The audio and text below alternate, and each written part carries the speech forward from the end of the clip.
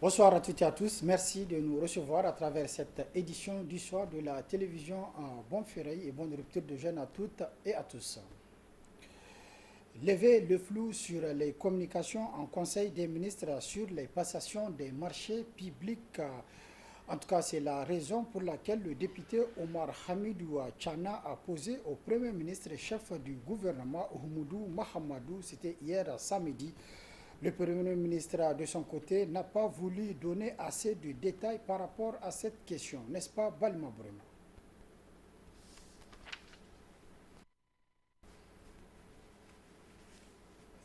Les marchés publics font l'objet d'une communication au cours des rencontres hebdomadaires des membres du gouvernement.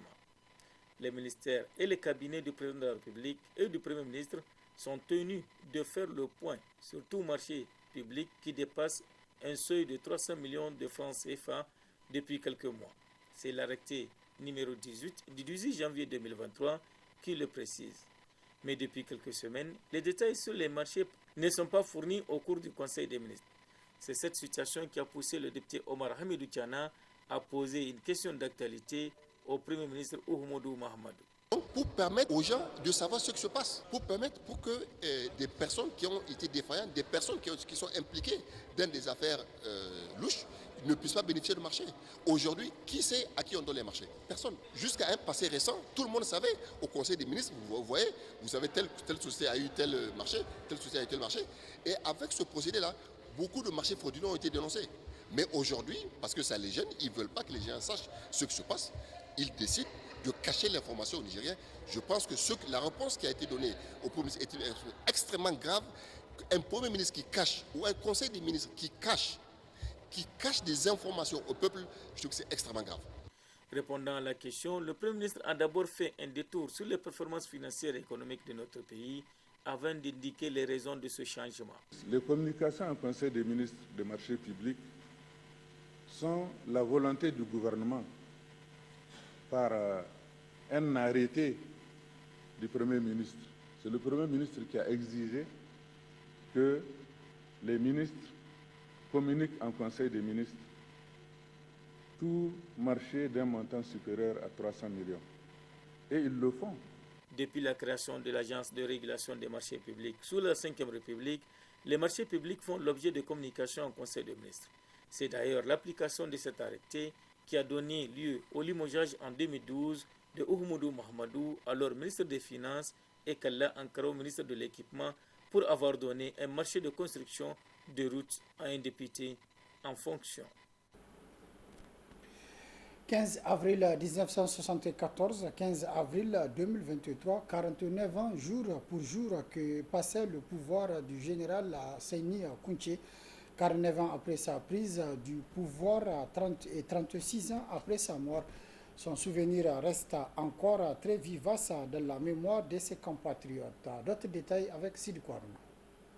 Nigérien, ce jour, 15 avril 1974, l'armée a décidé de prendre ses responsabilités en mettant fin au régime que vous connaissez. 49 ans jour pour jour que le Conseil militaire suprême dirigé par le lieutenant-colonel Seyni Kounché prenait le pouvoir au Niger. L'avènement du CMS sur la scène politique nationale s'est justifié, selon son président, par l'insouciance du régime déchu de Djori Amani vis-à-vis du peuple auquel il faut ajouter l'arbitraire, la passe-droit, la corruption et l'affairisme au sommet de l'État. Des tares qui ont fini par ôter toute crédibilité au régime du parti unique, donnant de facto le quitus populaire à l'arrivée de Kounché au pouvoir. 49 ans après la prise du pouvoir du CMS et surtout 36 ans après la disparition du président du CMS. Les Nigériens gardent toujours un très bon souvenir du général Seyni Kounché et de son œuvre à la tête de l'État. Simplement parce que les Nigériens ont vu, et même les jeunes, les anciens leur racontent la manière dont Kounché a géré le pays avec beaucoup de rigueur et sans parti pris. Je pense que c'est quand vous faites du bien, surtout quand vous dirigez un pays, ça va s'étaler sur des siècles et des siècles. Maintenant, même quand vous faites du mal aussi. Mais toujours est-il qu'ici, dans le cas de Kounché, probablement que c'est compte tenu de la situation que les gens vivent à l'heure actuelle, où ceux qui sont au pouvoir apparemment ne se soucient pas de l'intérêt général. C'est à cause de cela justement que Kounché reste vivant, en tout cas dans la mémoire collective. L'homme du 15 avril 1974 a su convaincre son peuple par la droiture de son comportement, par son humanisme et par sa fermeté vis-à-vis de l'inviolabilité des biens de l'État qu'il a fini par sacraliser. Au-delà de son peuple, le général Kounché a surtout convaincu la communauté internationale qui voit en lui un commandant en chef responsable, soucieux du devenir de son pays. En 13 ans de règne, le président Kounché a su se faire respecter de ses pairs, comme en témoigne la facilité avec laquelle il réussissait à chaque fois à placer ses concitoyens dans les arcanes des organisations internationales. À l'interne, il a géré avec beaucoup de rigueur, mais à l'extérieur, il a tout fait en s'appuyant sur des diplomates chevronnés. Il a tout fait pour donner l'image du Niger à l'extérieur, l'image d'un pays qui marche, qui est géré, qui est bien géré. Et je pense que pendant des décennies, les Nigériens ont bénéficié de cette image-là, même si depuis quelque temps, on se rend compte que cette image-là est ternie. Moi, je me rappelle avant, le passeport nigérien, il était prisé. Quand on vous voit avec un passeport nigérien dans un aéroport, vous êtes considéré, vous êtes, en tout cas, vous êtes célébré, si je peux me permettre cela. Mais aujourd'hui, quand on vous voit avec un passeport nigérien, vous devenez suspect. La preuve, c'est cette dernière affaire qui défraie la chronique au niveau de l'Arabie Saoudite. C'est vous dire la personnalité du président Kounché. Il a œuvré pour le prestige, en tout cas du Niger à l'étranger, mais il a fait aussi en sorte que le Niger à l'interne soit géré de manière à ce que chaque Nigérien se sente en tout cas pris en considération par l'État. 36 ans après sa disparition, c'est toujours avec une certaine nostalgie que les Nigériens parlent de sa gouvernance. Une nostalgie qui prend sa justification dans les bons résultats que son gouvernement a obtenus dans la gestion des secteurs sociaux de base. En son temps, il est unanimement reconnu que l'école fonctionnait correctement, que les soins de santé étaient accessibles aux citoyens et que la sécurité était de mise. Le tout reposant sur une stabilité socio-économique de notre pays. Les Nigériens sont surtout émerveillés par le fait que le régime de Kounché, quoique d'exception, n'avait rien à envier au régime démocratique d'aujourd'hui. Un constat objectif qui fait et qui fera en sorte que Kounché reste et demeure dans le cœur des Nigériens aussi longtemps que cela prendra. L'agence italienne du commerce a lancé une série de formations en ligne à l'intention des chefs d'entreprise des pays du Sahel dans le cadre du projet Lab Innova Sahel Agriculture. L'objectif est de créer des opportunités en Italie pour les acteurs de la filière agro-business et agriculture. Moustapha Abdurrahman Zongoma pour les précisions.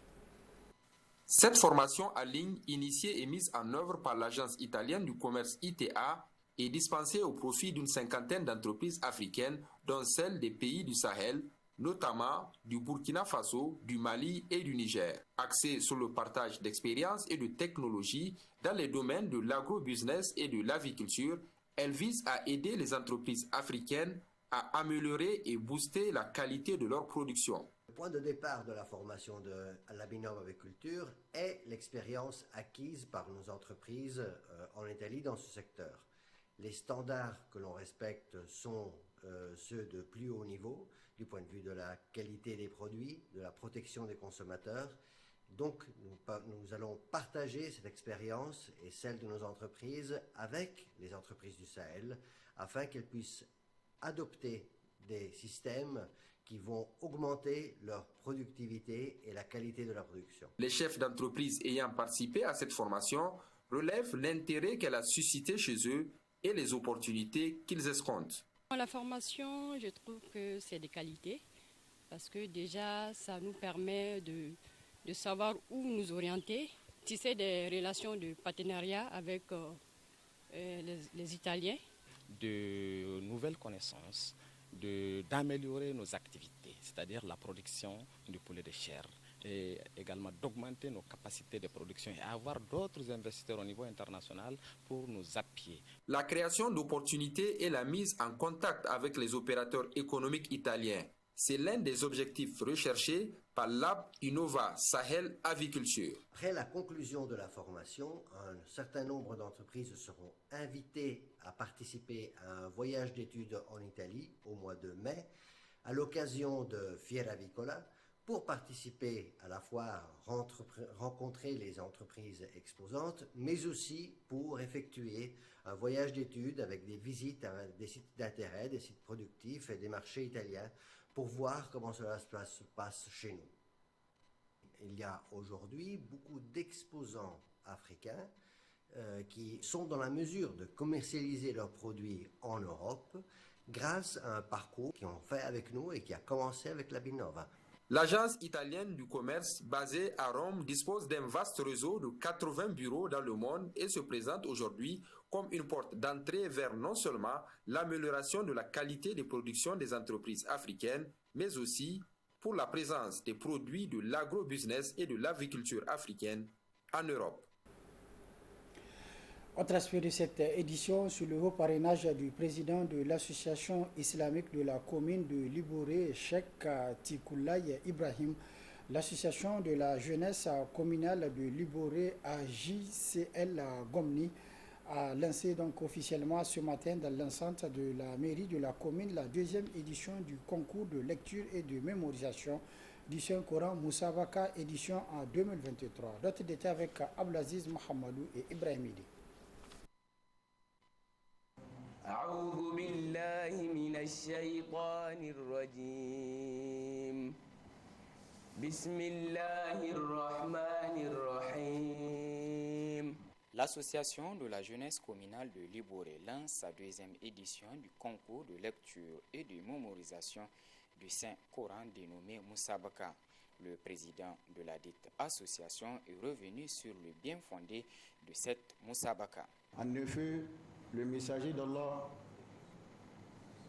a dit, alayhi salatu wassalam, le jeûne et le Coran intercéderont pour le serviteur le jour du jugement dernier. Le jeûne dira, je l'ai empêché de manger et d'avoir ses envies. Donc permets-moi d'intercéder en sa faveur. Le Coran dira, je l'ai empêché de dormir la nuit, donc permets-moi d'intercéder en sa faveur. Ce hadith est rapporté par At-Tabarani. C'est pourquoi nous avons organisé cette deuxième édition de Moussabaka qui vise à inciter les jeunes à lire le Coran et le citer, et le comprendre et le mettre en pratique.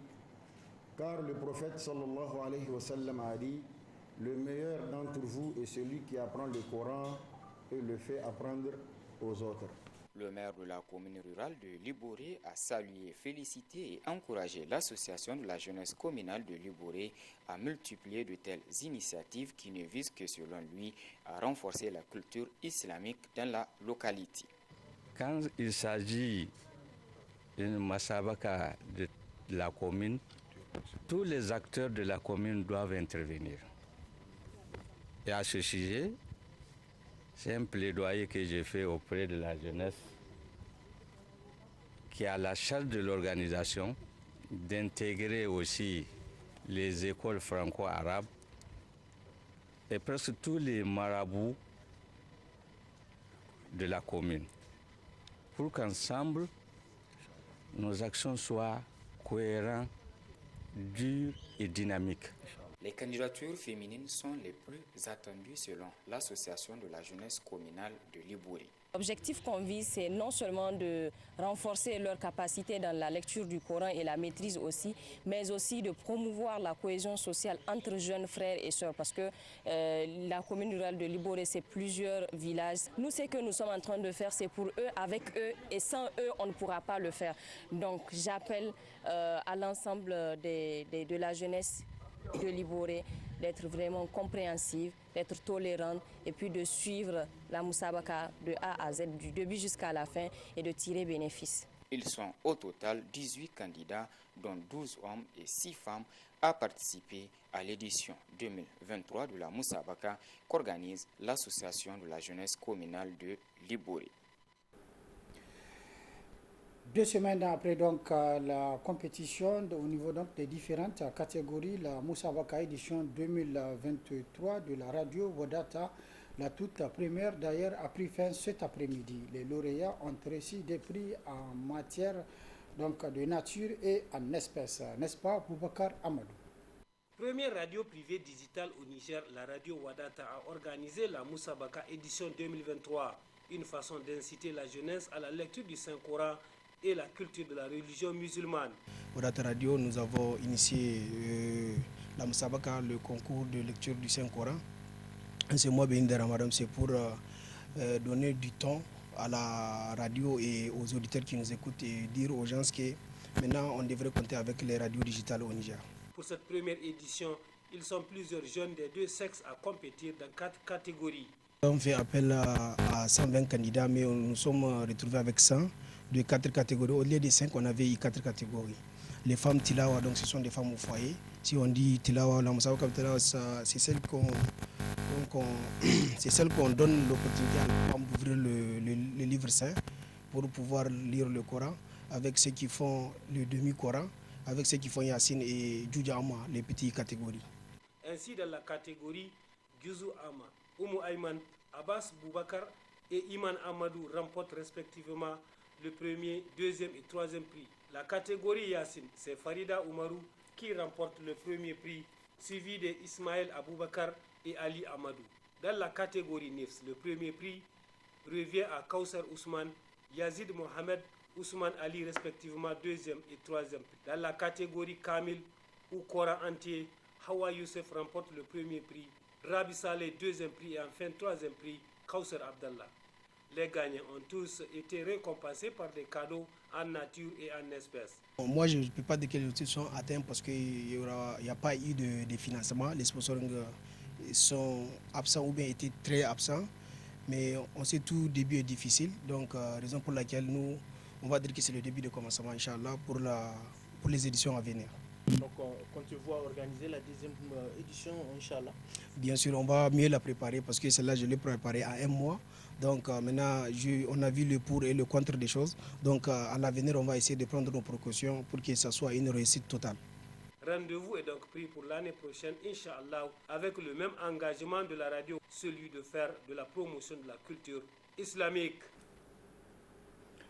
Dernier aspect de cette édition, sous la houlette de l'association Kainbonse, les fidèles musulmans du quartier Canton Saga ont donc prié et fait des invocations ce matin pour le pays à travers la deuxième édition du festival religieux Saga à Doudalou.